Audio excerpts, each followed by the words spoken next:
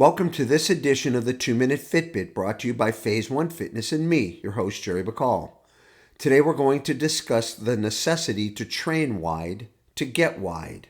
If you're wondering why your body is getting stronger but not seeing things like your shoulders and back getting wider when you face the mirror, you must look at the exercises you're leaving out of your routine.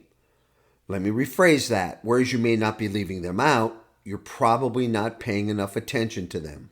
Power movements dominate most pure strength routines. Those movements are usually multiple joint movements which generally create thickness. Press movements like bench press, deadlifts, and squats are great examples. Most chest workouts start with the bench press.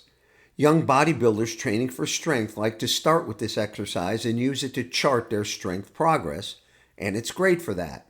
However, what gives the chest its width is where it inserts or attaches to the upper arm or humerus.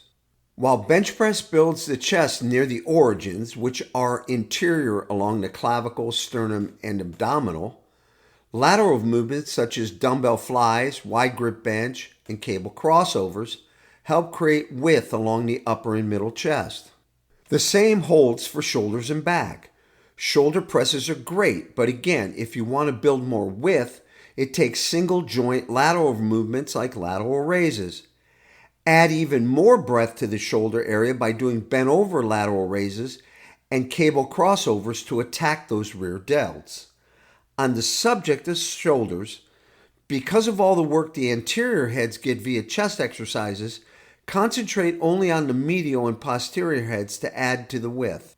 For the back, rows both seated and bent over tend to build the interior. You need to go wide to get that extra width. Lat pull downs with a wide grip will make the lats go very lateral. Equally important are the teres major and minor muscles that give the width just underneath the armpit. These muscles are triggered by upright rows and heavy pull downs. To sum it up, movements utilizing multiple joints are power movements that build thickness, while single joint movements build on top of the thickness with width. So if you do not see that width in the mirror that you're looking for, step up the lateral movements and build on top of that thickness. Thanks for tuning into this edition of the 2-Minute Fitbit brought to you by Phase 1 Fitness. Join us again when we discuss another interesting topic.